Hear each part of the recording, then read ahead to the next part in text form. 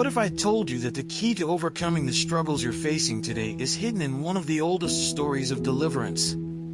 Judges 03 presents us with a mind-blowing revelation. Othniel, Ehud, and Shamgar weren't just ancient warriors, but timeless symbols of how God can use the most unlikely people and strategies to bring victory.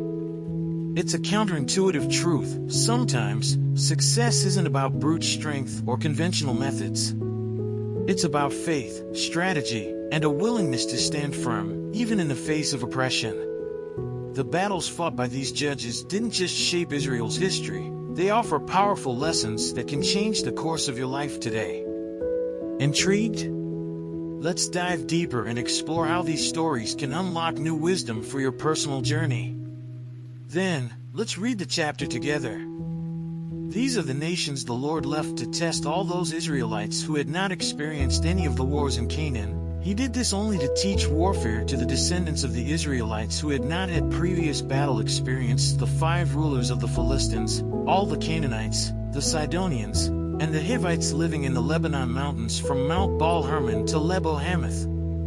They were left to test the Israelites to see whether they would obey the Lord's commands, which he had given their ancestors through Moses. The Israelites lived among the Canaanites, Hittites, Amorites, Perizzites, Hivites, and Jebusites.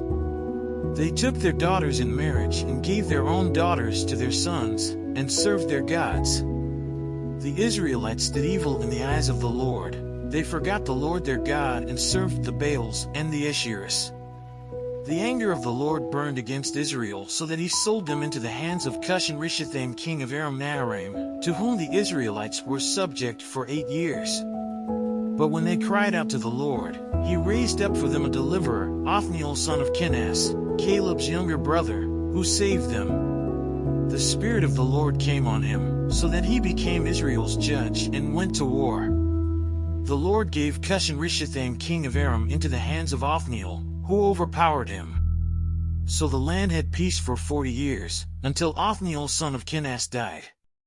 Again the Israelites did evil in the eyes of the Lord, and because they did this evil the Lord gave Eglon king of Moab power over Israel. Getting the Ammonites and Amalekites to join him, Eglon came and attacked Israel, and they took possession of the city of palms. The Israelites were subject to Eglon king of Moab for 18 years. Again the Israelites cried out to the Lord, and he gave them a deliverer, Ehud, a left-handed man, the son of Gera the Benjamite. The Israelites sent him with tribute to Eglon king of Moab. Now Ehud had made a double-edged sword about a cubit long, which he strapped to his right thigh under his clothing. He presented the tribute to Eglon king of Moab, who was a very fat man. After Ehud had presented the tribute, he sent on their way those who had carried it.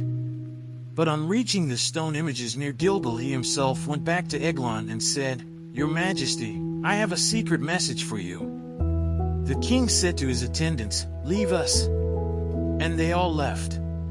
Ehud then approached him while he was sitting alone in the upper room of his palace and said, "I have a message from God for you." As the king rose from his seat, Ehud reached with his left hand, drew the sword from his right thigh and plunged it into the king's belly. Even the handle sank in after the blade, and his bowels discharged. Ehud did not pull the sword out, and the fat closed in over it. Then Ehud went out to the porch. He shut the doors of the upper room behind him and locked them. After he had gone, the servants came and found the doors of the upper room locked. They said, "He must be relieving himself in the inner room of the palace." They waited to the point of embarrassment, but when he did not open the doors of the room, they took a key and unlocked them. There they saw their lord fallen to the floor, dead. While they waited, Ehud got away. He passed by the stone images and escaped to Sirah. When he arrived there, he blew a trumpet in the hill country of Ephraim, and the Israelites went down with him from the hills, with him leading them. "Follow me," he ordered, "for the Lord has given Moab, your enemy, into your hands." So they followed him down and took possession of the fords of the Jordan that led to Moab. They allowed no one to cross over. At that time they struck down about 10,000 Moabites, all vigorous and strong, not one escaped. That day Moab was made subject to Israel, and the land had peace for 80 years. After Ehud came Shamgar son of Anath, who struck down 600 Philistines with an ox goad. He too saved Israel. Let's say a quick prayer to thank the Lord for His mercy. Hey God, thank you for the incredible wisdom we've gained through this study. It's amazing how you've opened our eyes to the stories of Othniel, Ehud, and Shamgar, showing us how you bring deliverance in the most unexpected ways. Thank you for reminding us that we can trust you, no matter what battles we face. Please help us to take this knowledge and apply it in our everyday lives, whether it's through faith, creativity, or trusting in your plan. We need your guidance to live this out and to stand firm in the victories you've already promised. We're so grateful for your presence. Amen. Now that you've unlocked these powerful lessons, what are you going to do with them? Are you ready to apply the wisdom from Othniel, Ehud, and Shamgar in your own battles? Just like they faced oppression with faith, strategy, and courage, you too can face life's challenges with the same mindset. What areas of your life need a little more faithfulness, a bit of creativity, or perhaps an unconventional approach? If you're feeling stuck or overwhelmed, it might be time to rethink your strategy, just as Ehud did. Take action today.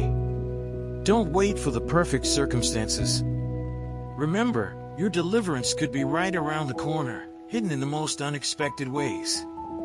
If you're ready to take this to the next level and apply these truths to your life, hit that subscribe button, turn on notifications, and let's continue this journey together. It's time to stop living under oppression and start walking in the victory you were destined for. What's your next step? And, as always, don't forget to check the last video and learn more about the scriptures.